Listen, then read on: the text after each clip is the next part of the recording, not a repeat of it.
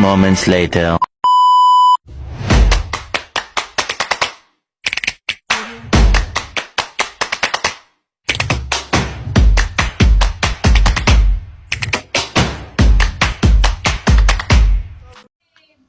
Assalamualaikum warahmatullahi wabarakatuh. Perkenalkan, nama saya Dita Delia dengan nomor induk mahasiswa 2202100056 dari Prodi Administrasi Publik.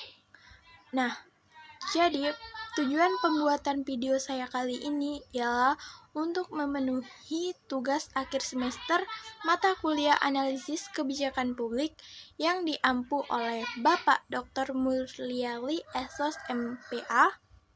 Di video kali ini saya akan membahas tentang apa itu korupsi dan bagaimana analisis kebijakan dari pemerintah, apakah sudah memberikan efek jera kepada pelaku korupsi. Baik, langsung saja kita ke video. Pengertian korupsi. Korupsi berasal dari bahasa Latin, yaitu corruptus dan juga corruption. Artinya yaitu buruk, bejat, menyimpang dari kesucian, menghina, atau memfitnah. Dalam Black Law Dictionary, di modul tindak pidana korupsi KPK, korupsi adalah suatu perbuatan yang dilakukan dengan sebuah maksud untuk mendapatkan beberapa keuntungan yang bertentangan dengan tugas resmi dan kebenaran-kebenaran lainnya. Sesuatu perbuatan dari suatu yang resmi atau kepercayaan seseorang yang mana dengan melanggar hukum dan penuh kesalahan memakai sejumlah keuntungan untuk dirinya sendiri atau orang lain yang bertentangan dengan tugas-tugas dan kebenaran lainnya.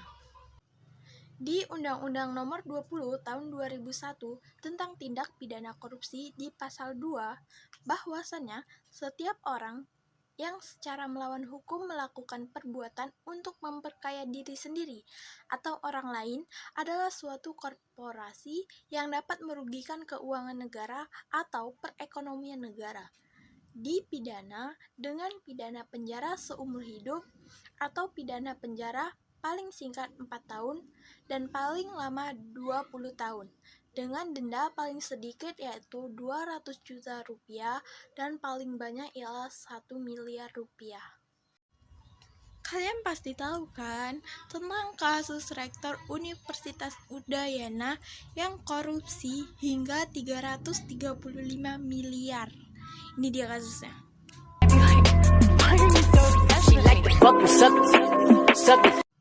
Dari kasus rektor Universitas Udayana Bali, Profesor Inyoman Gede Antara ditetapkan sebagai tersangka oleh Kejaksaan Tinggi Bali dalam kasus dugaan tindak pidana korupsi, dana sumbangan pengembangan institusi atau SPI, mahasiswa baru seleksi jalur mandiri tahun akademik 2018 hingga 2019 dan 2022 hingga 2023. Ditaksir mencapai kerugiannya yaitu 335 miliar. Perbuatan Inyoman Gede Antara dikenai pasal 2 ayat 1, pasal 3, pasal 12, pasal 18 Undang-Undang Nomor 31 Tahun 1999 tentang Pemberantasan Tindak Pidana Korupsi, sebagaimana diubah dengan Undang-Undang Nomor 20 Tahun 2001 Pasal 55 ayat. Nah, dari kasus rektor Universitas Udayana itu, saya yakin bahwasannya sanksi yang sudah diberikan kepada beliau itu tidak akan memberikan efek jera. Jadi, menurut saya, kebijakan yang perlu dilakukan selanjutnya ialah bahwasannya penegakan hukum di Indonesia itu harus lebih dipertegas lagi. Karena untuk sekarang ini, tindak korupsi itu sudah menjadi hal yang lumrah bagi setiap abdi negara, bukan hanya tingkat dari yang paling atas saja, seperti yang dilakukan oleh rektor. Ia sebagai tingkat jabatan tertinggi di universitas tersebut, tapi dia melakukan hal yang seharusnya tidak dilakukan oleh dia dan nantinya bakal dinilai buruk oleh mahasiswa yang ada di universitas tersebut. Jadi penegakan hukum yang ada di Indonesia itu harus lebih dipertegas.